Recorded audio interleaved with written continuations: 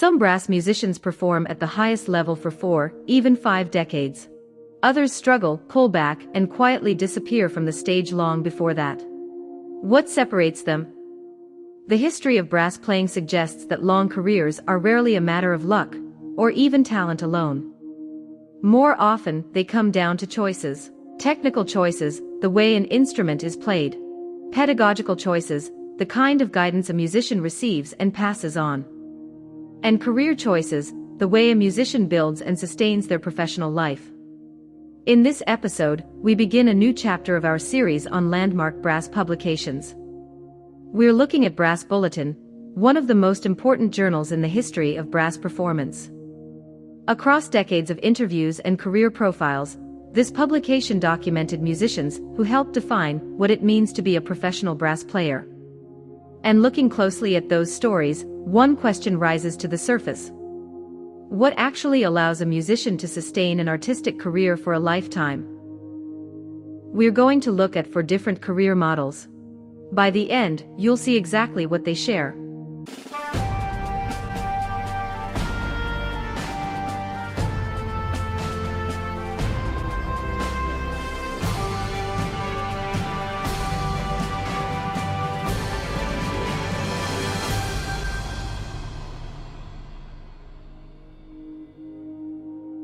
Hello and welcome to City of Winds, a space where breath, sound, and the art of brass playing set the agenda. Brass Bulletin was founded in Switzerland by trombonist and editor Jean-Pierre Matthez. From the start, its ambition went well beyond technical instruction.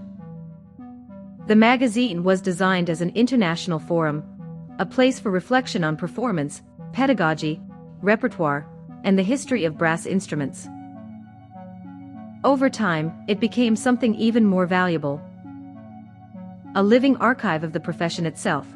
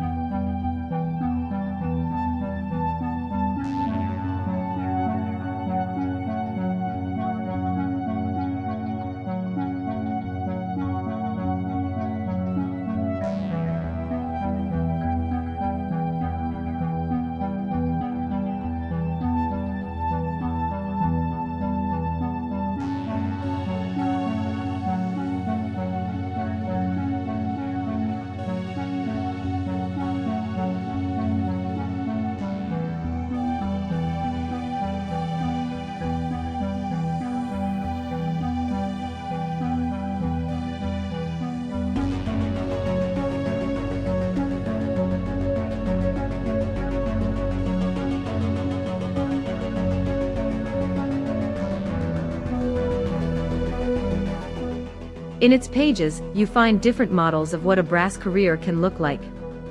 Some musicians followed traditional orchestral paths. Others built careers as international soloists. Some devoted the majority of their lives to teaching. And many did all of these things at once. What these trajectories reveal is important. There is no single path to a lasting career. But there are patterns that keep appearing. Let's look at some of them. One of the clearest examples in the magazine's archive is French trombonist Jonas Rochet. Rochet served as a trombonist with the Boston Symphony Orchestra in the early 20th century. His name is permanently attached to one of the most widely used pedagogical works in trombone history, the Melodious Etudes for Trombone, a collection that has shaped how generations of players develop their craft. But Rochet's significance runs deeper than a single publication. He represents a fundamental shift in how the trombone was conceived as an instrument. For a long time, the dominant ideal was the brass player as physical athlete, power, volume, endurance. Rochet proposed something different. He believed the trombone should sing. That its natural model wasn't a horn section, it was the human voice.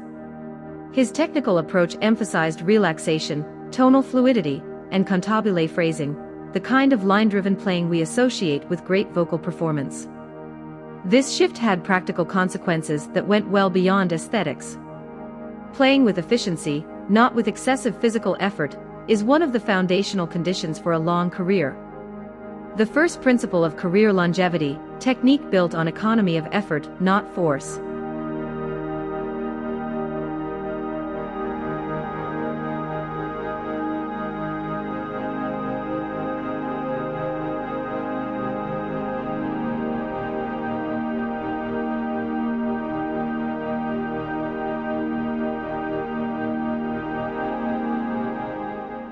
A second model emerges in a different context entirely. For much of its history, the trombone was seen primarily as an orchestral instrument, a supporting voice in a larger ensemble. During the 20th century, a number of performers began to challenge that assumption. They collaborated with living composers, pushed into new repertoire, and expanded what the instrument was capable of expressing. French trombonist Michel Becquet became a central figure in that movement. His career illustrates something important: building new repertoire doesn't just enrich the music, it transforms the professional space available to an instrument. But there's another dimension to his trajectory worth examining. Becquet didn't simply perform. He built what might be called an artistic ecosystem: chamber music projects, educational activity, work with publishers and editors. His career became a network, not just a performance schedule. The second principle, diversification. A sustainable career is built across multiple activities, not concentrated in a single one. A third model comes from Scandinavia. Danish trombonist Palmer Trolson had a lasting influence on what became known as the Scandinavian trombone school. The defining feature of his career was not solo performance, but transmission, the deliberate work of passing knowledge from one generation to the next. Teaching, in this model, isn't a fallback. It's a strategic choice, a way of extending your reach and your impact far beyond your own playing years. The third principle, legacy through transmission. Building a pedagogical school multiplies a musician's influence across generations. It also creates something durable. Orchestras change. Touring schedules end. But a teaching legacy keeps producing. By the late 20th century, a fourth model had emerged, one that expanded the very definition of what a brass musician could be. Swedish trombonist Christian Lindberg is widely credited with some of the most significant expansions of the contemporary trombone repertoire. Over the course of his career, he has been involved in hundreds of world premieres, works written specifically for him by composers from across the globe. But his contribution doesn't stop at performance. Lindberg has worked extensively as a composer in his own right, and as a conductor.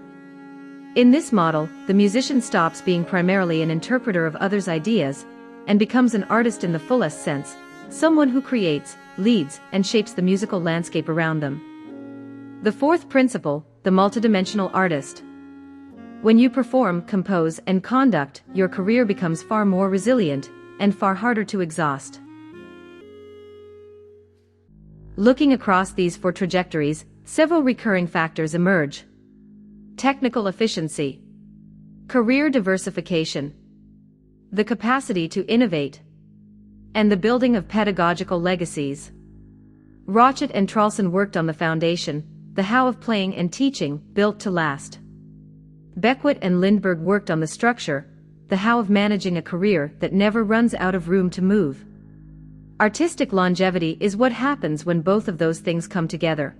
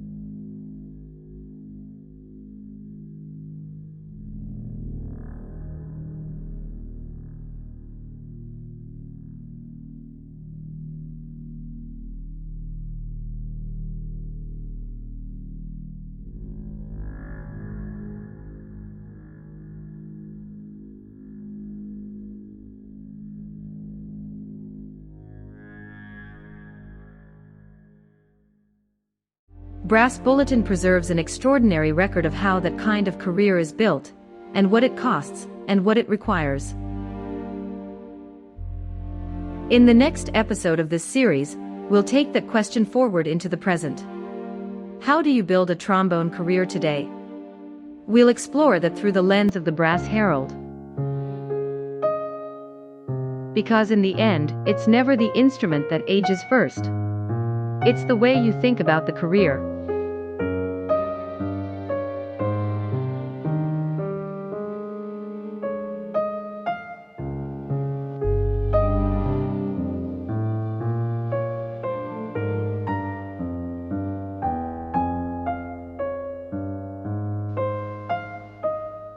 But some layers demand deeper exploration. In the exclusive content for City of Wings members, we'll examine the pedagogical model embedded in this tradition, the idea of interpretive lineage as technical responsibility, and how to carry that continuity into contemporary musical training. Questions? Leave them in the comments. I'll answer directly or bring them into the next video. After watching, feel free to suggest topics for future episodes. If you see a comment that matches your idea, give it a like. That helps me find the most useful directions to explore next. If this content has been valuable to you, a like and a subscription go a long way toward keeping this space going. This channel is free, open, and built to last. Every week there's a new episode, and for the first 30 minutes after each one goes live, I'll be in the comments of the previous video. That's the window to talk directly. Thank you for watching all the way through. I hope what comes next helps you move forward, in your playing, in your thinking, and in your career. May your breath always be enough. May your whistle never fall silent. This is City of Winds, where tradition is not the past. It's conscious continuity. Until the next study.